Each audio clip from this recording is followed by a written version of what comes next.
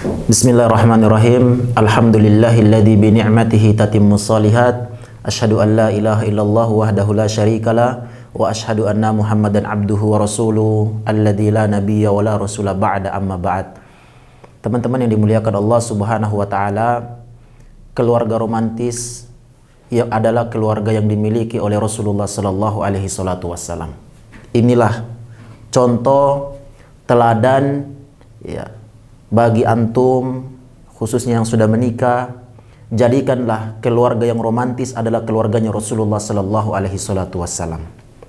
Seperti apa pandangan Islam ya tentang keluarga yang romantis, keluarga yang humoris, keluarga yang di dalamnya penuh dengan sakinah, mawaddah dan warahmah, penuh dengan ketenangan, keselamatan di dalamnya.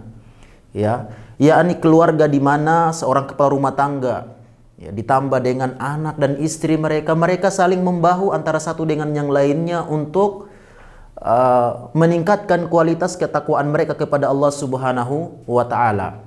Rasulullah sallallahu alaihi wasallam adalah contoh terbaik dalam hal ini. Rasulullah sallallahu alaihi wasallam bisa memposisikan dan bisa menempatkan keadaan kondisi ya ketika antara satu istri dengan istri yang lainnya ya, saling cemburu misalnya. Rasulullah SAW bisa menempatkan itu sehingga pada akhirnya tidak terjadi permusuhan. Ya, tidak terjadi permusuhan. Kita lihat, ya, ada satu kisah menyebutkan ketika Rasulullah SAW setelah dari rumah istrinya yang lain, yakni rumah Sofia radhiyallahu taala anha. Sofia ini terkenal dengan seorang wanita atau seorang istri yang sangat-sangat cantik sekali, menjadikan Aisyah radhiyallahu taala anha ini cemburu dengannya. Ketika Rasulullah sallallahu alaihi wasallam sampai ke rumah Aisyah radhiyallahu taala anha, ya, Aisyah radhiyallahu taala anha mengatakan kepada Rasulullah sallallahu alaihi wasallam dengan maksud agar atau maksud agar Rasulullah sallallahu alaihi wasallam ini berhenti tidak berkunjung ke rumah Sofia. Namun Rasulullah sallallahu alaihi wasallam tidak kembali memarahi Aisyah radhiyallahu taala anha dengan mengatakan, Aisyah kamu ini seperti ini, kamu ini seperti itu. Tidak. Malah Rasulullah SAW memberikan satu tarbiyah pendidikan kepada Aisyah radhiyallahu taala anha agar Aisyah radhiyallahu taala anha di lain kesempatan tidak berbicara dengan pembicaraan yang tidak dibenarkan dalam Islam atau menggibah. Rasulullah SAW memberikan arahan, Rasulullah SAW memberikan tarbiyah kepada Aisyah radhiyallahu taala anha. Inilah keluarga yang romantis, keluarga yang humoris di dalamnya penuh dengan pendidikan, pendekatan diri kepada Allah Subhanahu wa taala. Ya, bagi seorang kepala rumah tangga ini satu kewajiban dia yang mengarahkan anak istrinya kepada ketaatan kepada Allah Subhanahu wa taala. Sebab adanya anak, adanya istri, adanya harta dunia yang kita miliki di dalam rumah tangga itu merupakan satu di antara fitnah ataupun adu, yakni musuh. Dan ini banyak sekali disebutkan dalam Al-Quran dan kita harus jadikan ini sebagai konsep dalam kehidupan kita. Allah Subhanahu wa taala berfirman, ya ayyuhalladzina amanu la tulhikum amwalukum wa auladukum fitnah. Wahai orang-orang yang beriman, janganlah kalian jadikan harta dan anak istri kalian itu sebagai fitnah, ya, sebagai fitnah bagi kalian di dunia, apalagi di akhirat. Ya.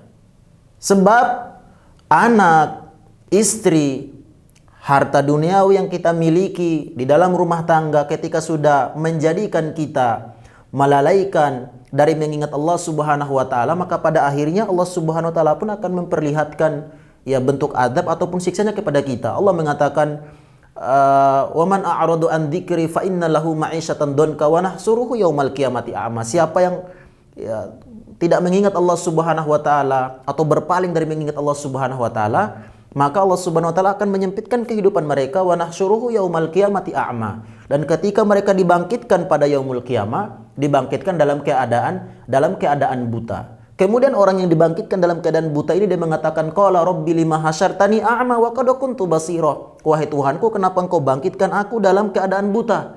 Padahal ketika hidup di dunia aku bisa melihat. Kata Allah Subhanahu wa taala, kadzalika seperti itulah balasan kami, ya seperti itulah balasan kami terhadap dirimu. Bukankah di dunia telah datang petunjuk, telah datang ya tanda-tanda dari kami, namun engkau melupakan. Maka pada hari ini pun kami melupakanmu. Wa kadzalikal yauma tunsa. Maka pada hari ini pun kami melupakan dirimu. Ya.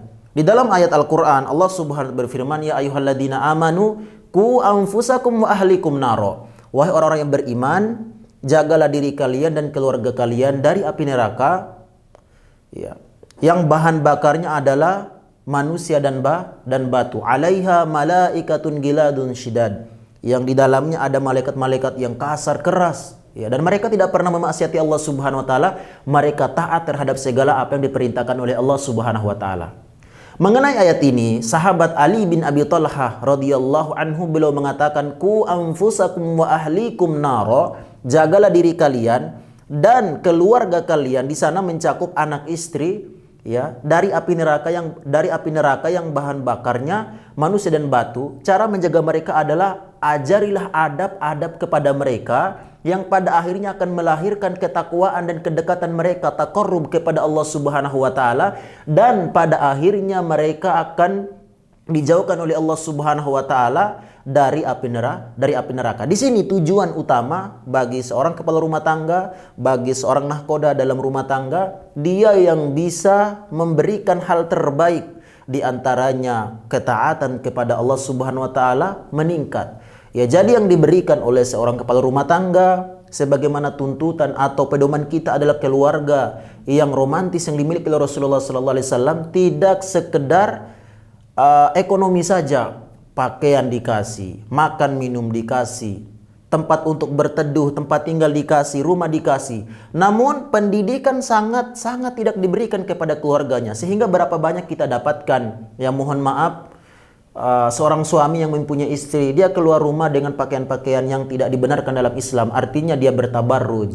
Ya, kemudian dia keluar dengan menggunakan wewangian yang berlebihan, atau ahsannya, ya ahsan adalah tidak sama sekali harus memakai minyak wangi, karena ini akan mendatangkan fitnah. Melihat anak perempuannya yang melakukan hal-hal yang tidak dibenarkan dalam Islam, ya. Padahal secara fasilitas rumah, makan, minum, pakaian diberikan oleh dia selaku sebagai seorang kepala rumah tangga, namun dari sisi pendidikan, tarbiyah, akhlak, adab, tidak sama sekali dia berikan itu. Padahal ini adalah menu utama, ya. Ini adalah menu utama yang dengannya mereka akan diselamatkan oleh Allah Subhanahu wa taala dari neraka Allah Azza wa Jalla.